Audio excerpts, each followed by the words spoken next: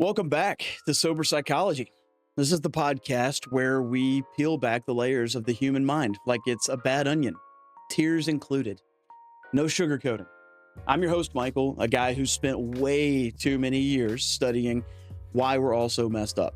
And today we're diving into a real party pooper of a topic, which is childhood trauma. Yeah, it's that invisible backpack of crap that some of us have been lugging around since before we could spell therapy. This isn't going to be one of those fluffy, you're a survivor, here's a gold star episodes, though props to you for still being here. We're going deep. We're getting honest. And yeah, I'll probably offend someone, as usual. But childhood trauma isn't just a buzzword for Instagram therapists. It's a sneaky little bastard that rewires your brain. It screws up your relationships and makes you wonder why you're crying over a burnt bagel at the age of 35. So buckle up. We're talking origins, effects, and how to maybe, just maybe, climb out of that hole.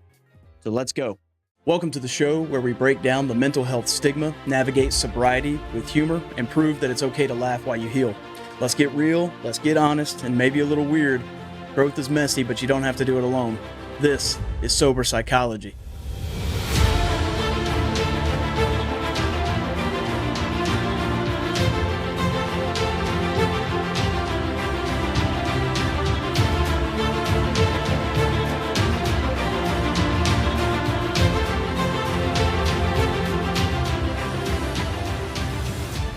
As always, thank you for tuning in. Thanks for being here. I hope you all have had a great week. Last week we talked about conflict resolution, and it got me to thinking that a lot of our survival techniques, the way that we adjust, the way that we communicate, the way that we perceive and receive information is a lot of it's deeply rooted in childhood trauma. And a lot of us carry that with us. A lot of us carry a lot of damage. I know that I do. When I go back and I start looking at how I've worked through things, you hear the inner child expression used a lot, but there's a lot of truth to it, and a lot of how I handle my relationships, my friendships, my work, just whatever it may be. The way that I talk to myself is rooted deeply into the childhood trauma that I carry along with me. It's not something I'm proud to admit, but it's a constant work in progress. This is going to be a gloom and doom kind of episode. Again, I'm doing a very surface level take on all of this. You can get very in depth with it. And the more I started writing this episode out, the more I realized that it's depressing. It's depressing, seriously. And there's a lot of confusion. There's a lot of hurt. There's a lot of pain that comes with the childhood trauma. And so I wanted to try and keep it as light as possible while still scratching the surface at some of the issues that we could do a full series of episodes on just one topic, just one element of childhood trauma. And maybe we will. Maybe we'll dig in. Maybe that's worth a look. But I want to open a conversation about this. I think a lot of us carry this. I know that there are, and I talk about this later on in the episode. There are elements of childhood trauma where your parents did not intentionally cause trauma. You know, sometimes they were just busy. They're doing the best they can. Your mom, maybe a single mom that's working 3 jobs, and then therefore you experience some level of neglect. And she didn't intentionally cause that childhood trauma, but as a kid, any level of neglect is technically trauma. And then you have ones, like me. I had a physically abusive father. I have an emotionally abusive mother, and there's a lot of the just ignore it. We're not going to talk about your pain. We're going to pretend that it didn't happen. I'm a product of divorce. I'm a product of I've been molested. There are just a lot of elements that circle around, and when I got sober, I started realizing how much of that I carried with me. So hopefully we can scratch the surface. Hopefully we can dig into the complexity without getting overly complex, if that makes any sense. But at the end of the day, I really just want to open the conversation. I want to open the conversation, and I want to let any of you know, any of you who are listening to this or who have been on this journey, where are we at now? Here. You are worth it and you're valuable. There's your silver lining in all this. Stop beating yourself up. Stop convincing yourself that you're not worth anything, because you are. Okay? So maybe that's just me trying to highlight the happy tone that comes with childhood trauma. I don't know. I do know this. It seems impossible, but it is possible. You never get rid of the childhood trauma. I'm fully convinced of that now. I haven't gotten rid of it. I've done a lot of freaking work on this. You learn to adapt with it, and that's a beautiful thing.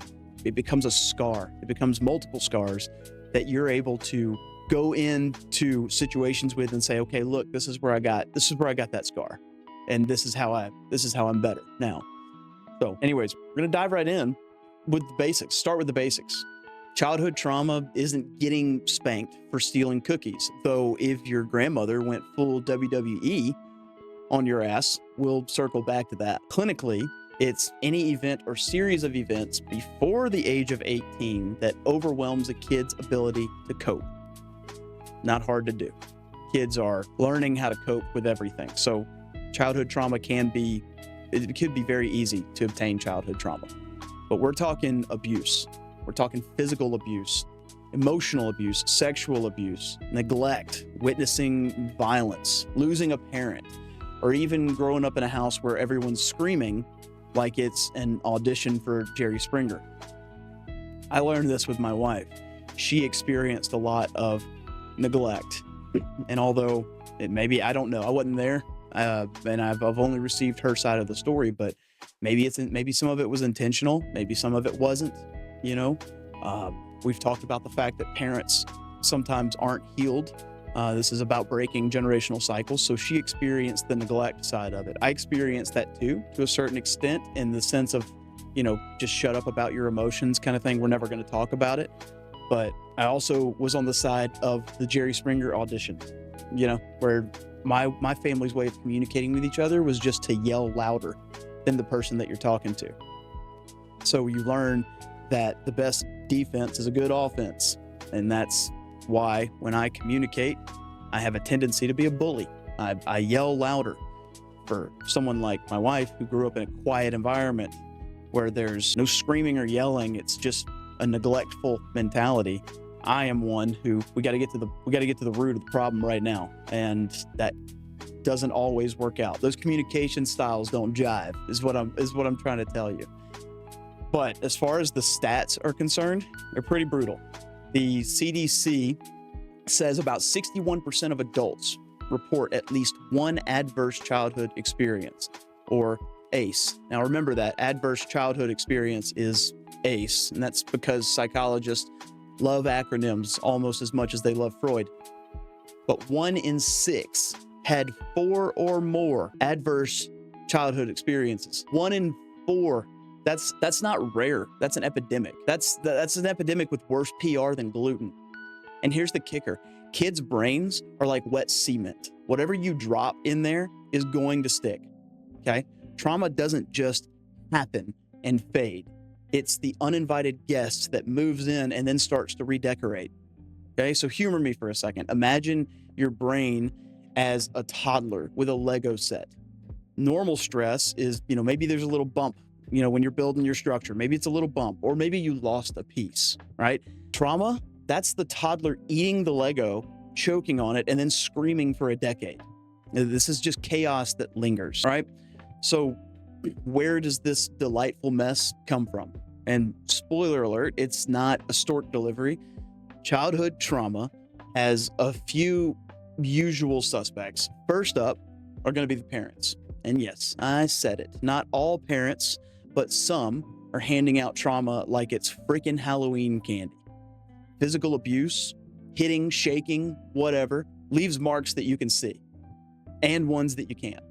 And then emotional abuse, that's the "you're worthless" script playing on repeat until you believe it. Neglect's quieter, but just as nasty. Think kids raising themselves because mom's checked out or dad's at the bar. And again, we've talked about this before. There are just some parents that never healed. And they didn't heal from their parents because their parents never healed. Somehow or another, it started with somebody and it was passed down generationally, right? And then there's the environment. You grow up in a war zone, a gang-riddled neighborhood, or a house where plates are flying like it's the Olympics. Is that plates? You get it? Like the discs? Okay, whatever. That's trauma with a capital T. And then sexual abuse, God, that one's grim. It shatters trust faster than you can say uncle. And don't sleep on divorce or death. Losing a parent, even to something normal, can flip a kid's world upside down if no one's there to catch them. That's the key. If no one's there to catch them. Loss is going to happen. People die. There's a 100% reality that people will die. If you live, you will die at some point. And so a kid, to experience that level of trauma, it's going to happen. But if there's no one there to catch them, they hang on to that trauma forever. There's no one there to console them. This is another thing I had to realize. I'm the product of divorce. My parents had a very nasty divorce. My dad, was constantly cheating on my mom. My mom was cheating on my dad. My dad was physically abusive. And I saw all of this. My mom used to take me to a place where my dad it was a trailer park kind of thing, and show me that my dad was cheating on her, because I'm the oldest, so I'm the emotional support system, right? No one ever talked me through that. As a kid, to see that's not okay. I walked in on my dad almost murdering my mom with his bare hands. I saw him throw my feeble grandfather into a wall and cut his head open and all this kind of stuff. And this is one of his drunken fits, coming home and stumbling and rolling down the hallway walls and all that stuff. And no one ever talked to me about it. That's traumatic just in general. And then, you fast forward, and then I'm the one getting abused by an emotionally abusive mother and a physically abusive father. But there was no one there to talk about it. It was just suck it up and deal with it, which, again, I'm from the South, and that's, it's part of that mentality, but you carry that with you one way or the other, right? It can flip a kid's world upside down if there's no one there to catch them. And I guess here's the dark comedy behind it. Sometimes it's not even bad people. A stressed out single mom working 3 jobs might not mean to neglect you, but if she's never around, your brain doesn't care about her intentions. It registers alone. Intent doesn't erase impact. Please, for the love of God, hear me say that. Intent does not erase impact. This is so crucial with kids, with humans in general. But as a kid, all you want is your parents. You want, where's that love? Where am I getting cared for? How is this not happening? And that all your brain wants is that impact that you're going to receive from a healthy relationship. It doesn't matter what their intent is. And that's probably a very difficult element of being a parent. Again, my child is coming up on 4 months old, so I haven't experienced this yet, but I think that's tough for parents. You hear parents all the time. How many times have you heard your parents say, well, I put a roof over your head and I put food on the table? And it's like, listen here, you were doing that for yourself too. That's part of your role as a parent. Now, I don't care about your intent as a kid. I care about your impact as a human being, as a parent, right? So just pay attention to where that comes from, okay? All of this is just trying to shape your ideas. Maybe you relate to it, maybe you don't. But the reality is that if you grew up in a hostile environment, if you grew up in a neglectful environment, you're going to start to see where this childhood trauma begins to repeat itself over and over again. So let's get to the fun part, maybe, I guess. How does this crap mess you up? First stop is your brain. So picture this. Your amygdala, which is that little almond-shaped panic button, gets stuck on high alert. Trauma in childhood pumps that cortisol that we've talked about so many times. That's the stress hormone, right? It's like it's a keg party. It's just constantly pumping that cortisol.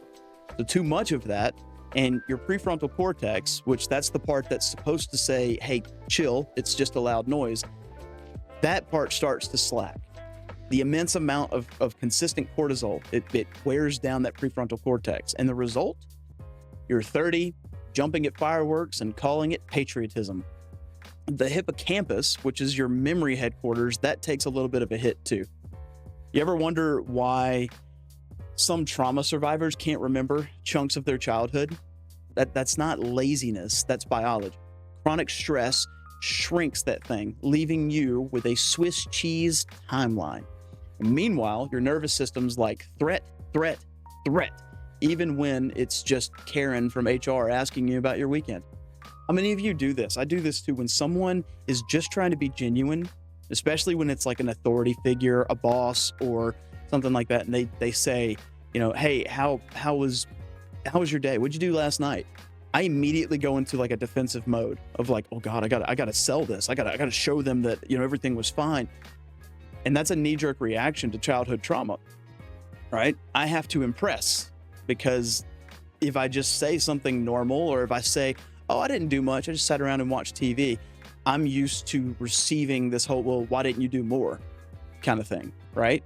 And as a kid, being around abuse and being around divorce and being around the inconsistent, the war zone, if you will, a lot of that cortisol constantly pumping, that amygdala that was telling me, hey, fight, fight, fight. This is a threat. Let's go. It starts to wear you down a little bit.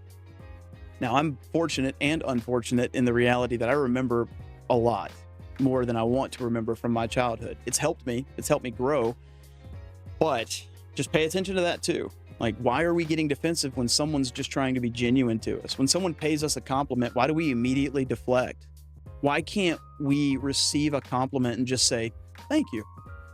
We have to immediately turn it around and compliment them, right? And that's a scary thing too. Again, all of this, it's a lot. It's like drinking water from a fire hose.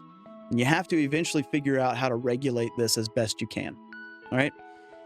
So let's talk about the addiction aspect of this too. Trauma is the VIP pass for addiction. Studies like the ACE that we talked about, that, I think it's from the 90s. It shows the more trauma you've got, the more likely you are to chase booze, drugs, or even Netflix binge that lasts 6 months. It's not weakness. It's your brain begging for a mute button. It's hilarious, right? Until it's you. The addiction doesn't just have to be some type of substance abuse. Okay? This is another thing. How many of you get so overwhelmed you just shut down? How many of you doom scroll to the point where it becomes an issue? Or again, the Netflix or watching you can't sit down and just watch a couple of episodes. You got to watch the whole show. And look, I get it. Sometimes you just have time. You did all your work for the week. You got all your responsibilities done, and you just want some you time. I want to crack open a pint of ice cream, and I want to sit down because it is a Friday night, and instead of going out to clubs and partying and doing stupid things, I just want to chill. I want to watch a murder documentary. That's probably not bad, but if you're using it as a coping mechanism because you can't sit in a room alone by yourself, you got to have some level of constant distraction, it's worth taking a look at to see if there's some childhood trauma rooted in all of that. It gets very, very intense very quickly. Okay, so your brain is toast. Check, we got that. But it doesn't stop there. Trauma is like a bad ex. It follows you everywhere. Relationships, oh boy. If you grew up with chaos, you might pick partners who feel familiar, aka toxic as hell. Or you go to the other way and you find someone who's avoidant and walled off and treating love like it's a scam. Or you do that yourself, right? Trust is a casualty either way. You ever met someone who sabotages every good thing? That's trauma calling. Hello, that's me looking at myself here. Health is a dumpster fire too. The ACEs, the adverse childhood experiences that we've talked about, the ACEs jack up your risk for heart disease, diabetes, and cancer. You name it. It just does so many bad things to your health. And why? It's because the stress is going to constantly wear down your body like a cheap pair of sneakers. And mentally, depression, anxiety, PTSD, you pick your poison. Suicide risks climb with every ACE point. It's not drama, it's data. This isn't stuff that we're just making up. We're not just saying this because we're a generation that wants to care more about our feelings than the reality, right? This is real stuff. I just recently, my mom and my stepdad have been together for like 20 years, right? I have 21 years, have a kid together, have a life together. And my stepdad just now has been cheating on my mom for like over a year. And I knew about this. I knew about this before it was revealed. And just all of a sudden, there's like this personality shift in all of them.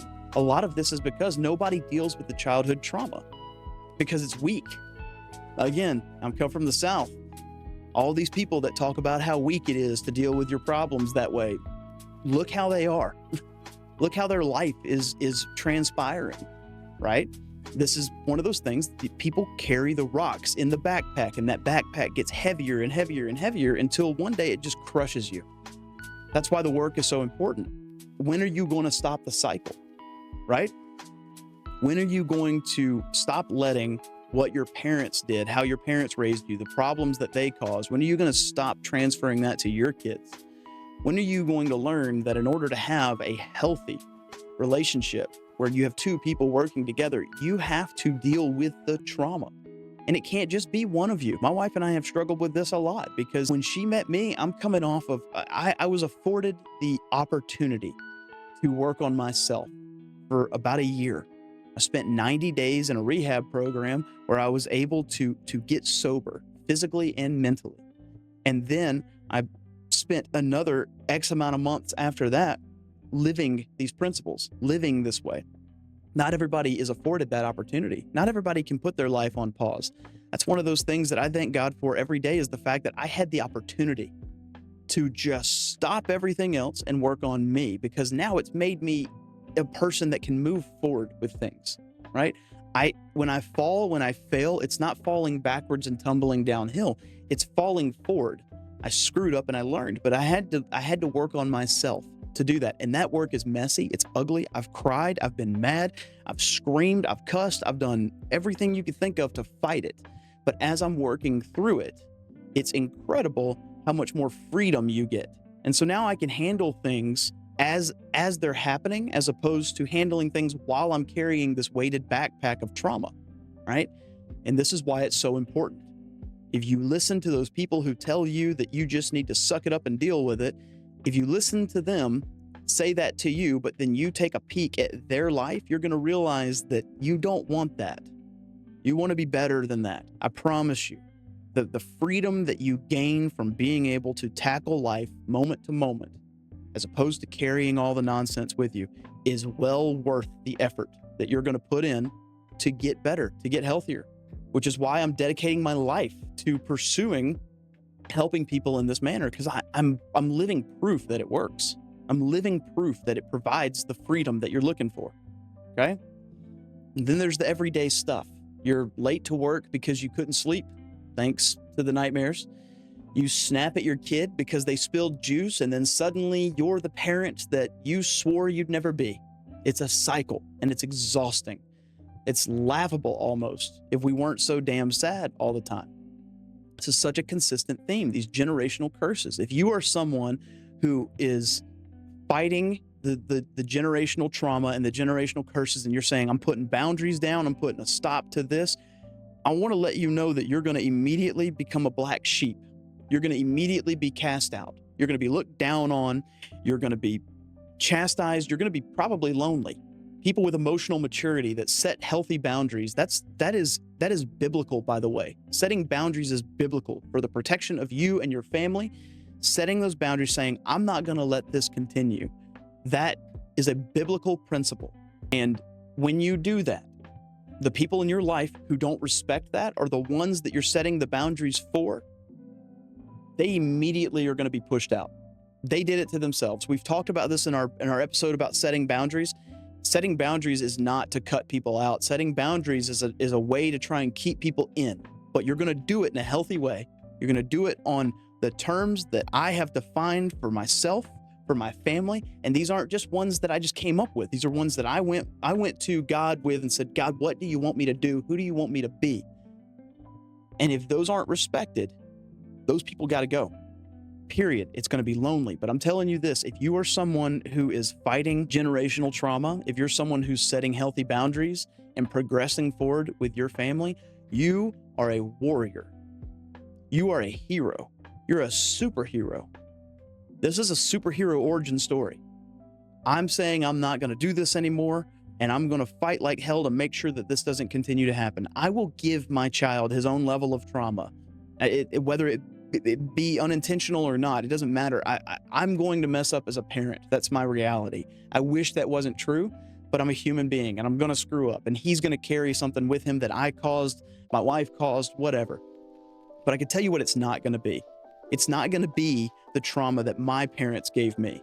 Why? Because I said I'm putting a stop to it. And I wish like hell that my parents were healthy enough and they had changed. And even after all the years of screwing up, they got to a point where I'm in my 20s or 30s and they say, hey, look, I'm sorry for what I did.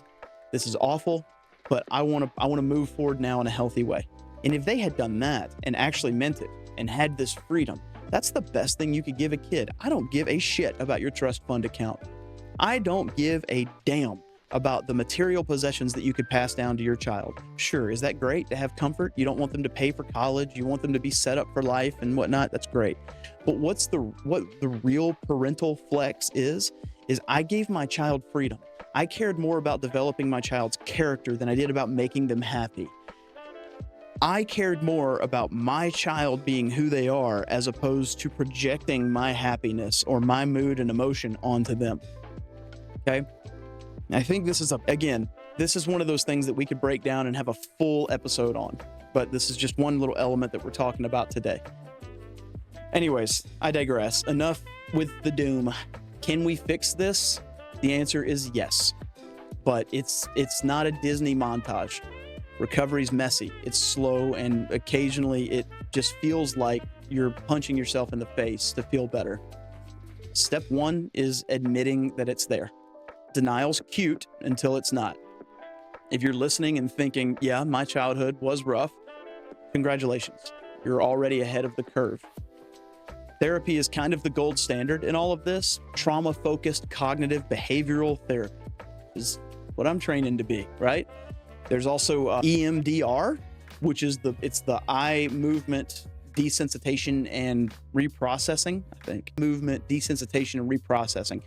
It sounds sci-fi, but it works. Those two things can rewire your brain, okay? And we've talked about this before with neuroplasticity. Your brain can change, right? EMDR is pretty wild. Go look it up. I would challenge you to look up what it is, but it's you basically follow a light or a finger while spilling your guts out. And somehow or another, your brain goes, oh, okay, cool. I'm less freaked out now. And science says that it cuts PTSD symptoms like a hot knife through butter. So it's pretty fascinating. I haven't personally done a lot of it. I've done it before, and I do see the benefits of it for sure. I haven't practiced it with anybody, but we've talked about how your brain can change, how it does adjust. So don't think that it's all over. You've carried this childhood trauma. I mean, hell, I did it for 30 something years, and my brain began to change, right? Once I started doing the work. So it is possible, but it's not all shrink couches. Exercise, sweating out the cortisol helps. Mindfulness, yes. The yoga people were onto something. It calms the amygdala down. Relationships matter too. Find people who don't suck. Who will listen when you say, I'm a mess because my dad was a monster. It's not a cure, but it's a lifeline, okay? Humans are communal. We are tribe-based individuals. We want to be included and involved, and you need a village, right? I need the people that I have in my life to hold me accountable. In order to do that, I have to be vulnerable with them. I got to be honest with them. I got to bring them in and say, okay, here's the mess that I am. I need you to check me when I need that. And you have to be willing to listen to that. It's tough sometimes, it's very tough. But here's the brutal truth. You don't just get over it. You integrate it. We talked about this at the beginning. That scared kid is still going to be in there, but you can teach them that the world's not all fists and yelling. It takes time. It takes work. It takes swearing at the process. Trust me, I've been there. Okay, but it is worth it. That scared kid that's there it's not going to go away. Okay, that's the reality of trauma, and that sucks. This is another thing that we could go into with a full episode, but man, I got down a rabbit hole of looking at kids who have experienced sexual trauma, and because I've never understood the sexual attraction to children, And as a Christian who believes that I am not the judge of other people's sins, I have a hard time with that one, because when I hear that kids have been sexually abused, especially by their parents or people that, kids, you're looking to trust authority figures. And when I hear that they've been taken advantage of that way, and there are some horror stories. I was looking at the Tim Tebow Foundation. He does a lot for that. And it was even happening like in Jacksonville, Florida. There's a level of rage that I get to that I have a hard time dealing with. The crusader in me is just thinking I want to go into that person. I'll just be honest with you guys. And that's a tough place for me to be, because I know that's not right. Think that way, to entertain that. But when you look at children who have experienced sexual trauma and how it alters everything in their life, a lot of these girls who are, porn stars, who grow up thinking that their only value is what, their body is. A lot of them have experienced that, and it's sickening. I've known a lot of people, not to call out any denomination, or we're not going to get into that, but through the Catholic Church, that have experienced the epidemic that happens in the Catholic Church, which is where priests, people that you're supposed to trust and you lean on for advice, they're abusive sexually. And I've known a lot of people who snap from that later on in life. It's so dark. It's such a dark world. I look at my child in the eyes and I just think to myself, I don't know if there's a force on the planet that would stop me if somebody did that to him. I wouldn't live with myself if I ever did that. I'm so grateful that I don't have that inclination. But if you've dealt with anything like that and you're still battling, you're still fighting to get over it, you're just a hero. You're a hero and you're a warrior, okay? We carry this stuff. It doesn't go away. It stays with us. We learn to integrate it. And that sounds like you're carrying a disease. Sure. You're carrying a strength, okay? That's something that you can help someone else with, right? That's a big deal to learn to adopt it, to deal with it, and to move forward with it. Anyways, sorry. I'm not here to leave you in the fetal position. There's hope, real, gritty hope. Neuroplasticity is your ace in the hole here. Your brain can change. Even after decades of trauma's graffiti, people climb out of this every day. Not perfect, not fixed, but functional, thriving even. Again, I'm proof of this. Promise you, it does work, okay? I've seen it. People who went from jumping at shadows to laughing at their own triggers. It's not because it's gone, but because they've got the reins now. That's what you're looking for. You're looking to just get your hands on the reins, take control of it, right? You're not doomed. You're dented, sure, but dents can be badass if you own them. Think of it like a car with character. It still runs. It's just a little bit louder. Nothing wrong with that. Again, I hope that you all can find what works for you. There are, multiple ways that work, right? For me, going through the 12-step program, reconnecting with God, changed everything in my life, right? And taking that trauma that I experienced and learning that it's not about fixing me. That's not what it's about. It's, if you are, like for me as a Christian, I know that I was built in God's image, and the best way for me to be impactful is be a conduit for God. God, use me how you want, and shape me, mold me, give me the strength, because I can't do it on my own. But I have learned that instead of sitting on a street corner and waving your Bible in the air, telling everyone that they're going to go to hell because they're sinners, that is much less effective than sitting down and getting to know someone who's a non-believer or someone who's questioning their faith and letting them see how God works in your life. The light cannot shine through a perfectly put together screen, right? The light shines through the cracks. That's how God uses us. Go look at his disciples. Not one of them were perfect. They were the worst of the worst. That's by design, okay? If you're looking for an anchor point in all of this, I would challenge you. I would love to have a conversation with you privately. If you're not, you don't have to comment on my stuff. You can email me at soberpsychology@gmail.com. I'll set up something. We could sit in a Discord. We could have a Zoom call, whatever it is, to help you know. I can't force you to believe in a higher power, right? I could point you in the right direction. That's all I am, is a Sherpa. That's all I can do, right? I don't have the power to fix you. You don't need to be fixed. You just need to learn how to move forward with the character marks that you have. So that's it. that's it for today's sober psychology. Childhood trauma is a beast. It starts early, it hits hard, and it sticks around like a clingy ex. But it's not the whole story. Origins are messy. The effects are everywhere. The recovery is possible with grit and a good therapist, or at least a good punching bag. So next week, we're probably going to tackle something a little lighter, maybe why we're all addicted to our phones or something. But until then, if this hits home, talk to someone, please, or don't. I'm not your mom, but talk to somebody. Find somebody you can trust. I'll be here for you too. As always, you could reach out. But if it helped, like the video, share it, thumbs up it, comment, whatever it is. And as always, just keep showing up. That's the best thing you guys can do for me. But keep your head up. Please keep your head up. Keep your heart open. Go help somebody.